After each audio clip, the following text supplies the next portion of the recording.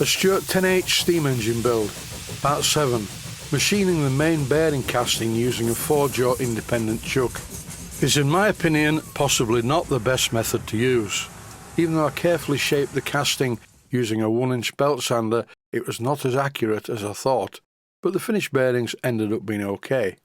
The original crankshaft diameter was not perfect, and I had to resort to using some 400 grade wet-to-dry sandpaper to make the crankshaft fit smoothly into the ream bearings.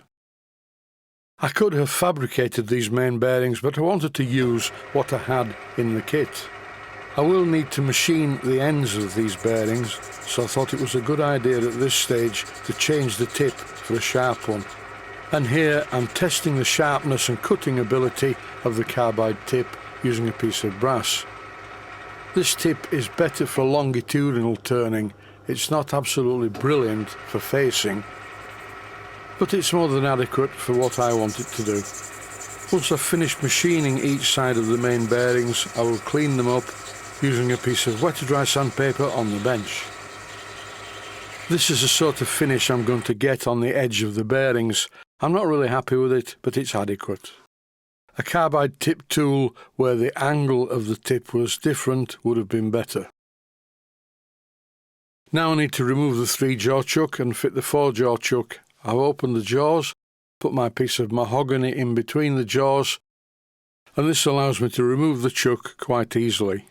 After a couple of turns, it's slack enough to be able to turn it by hand. Be very careful when you do this. This is a very small and not very heavy chuck, but when removing larger, heavier chucks, be very careful, because at the point of release from the spindle, the chuck may trap your hand on the bed, and you don't want this to happen. I speak from experience. Never use the chuck key to remove the chuck. This is a no-no in all instances. I always use the piece of mahogany method. It's quite kind to the chuck, and because it's not steel, it doesn't mark anything. It's a good way of doing it. And if you need more leverage, turn the piece of wood around. Here is the main sole plate, and you can see the 2 bearing areas where the gunmetal casting fits. The only trouble was it didn't originally fit, and I really had to grind a lot of it off to make it fit in these recesses. I did this very carefully to make sure that I didn't taper the part, and I checked the depth from top to bottom frequently using a micrometer. So it's fairly accurate. The trouble is, because of the shape of it, it's not really good to hold in a 4-jaw chuck. 2 of the jaws hold it securely. The other 2 jaws on the edges of the flanges don't hold it quite so securely. I wanted to square off this piece. It had already been machined at some time, but I wanted to do it again just to make sure.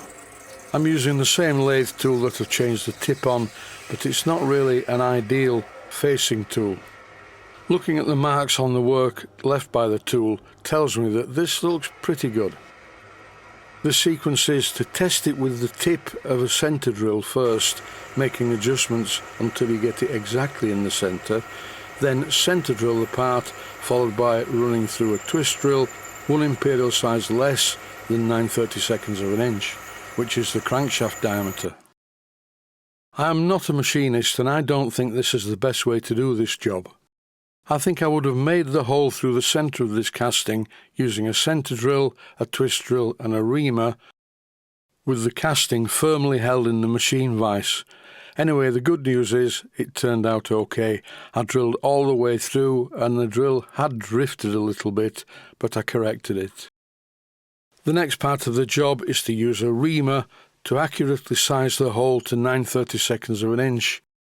And to do this, I'm slowing down the lathe speed by moving the position of the belt. It's very important to switch the machine off at the mains before you do this. I slowly feed the reamer into the hole, and it's cutting quite well. You must not rush this, otherwise the hole could end up being oversized. That's the reason I slowed down the lathe. Ream at a lower speed, it's more sensible. This is not industry, it's a home workshop. Once the reaming job was finished, I changed the chuck again. I refitted the 3-jaw chuck. The crankshaft machining wasn't accurate, and at both ends of the crankshaft, near the crank webs, the fit was too tight. the crankshaft was not parallel and it got a little bit thicker towards the crank web. So to fix this, it's a bit brutal and it's very non-engineering like. I'm using 400 grade wet to dry sandpaper just to relieve the crankshaft and make it slightly smaller, but not all the way. I'm only sanding the part of the crankshaft where the bearing fits. After a while it was looking much more shiny in this area. I did the other side too, and now both ends fit into the bearing block. Now it's time to split the bearing block into the individual bearings. I'm marking out these parts a bit wider than they need to be. That's because I'm going to chop it up in the bandsaw and I'll need to remove the marks made by the bandsaw blade. Eventually, after selecting the two parts I'm going to use, here they are sat on the sole plate. And here, by using a piece of silver steel through the bearings sat in position on the sole plate, I'm checking that everything is square. Silver steel is very accurately ground, it's exactly the right size, and with the long length I can see that it's at 90 degrees to the main casting. At both sides, which means that the bearing blocks are okay. I fitted the two bearings to the crankshaft complete with the connecting rod and crosshead, and it all seems to be sat in the right place.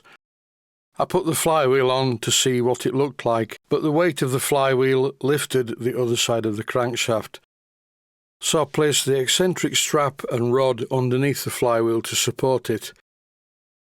And it's not quite lifted it as far as it should do, but you get the idea.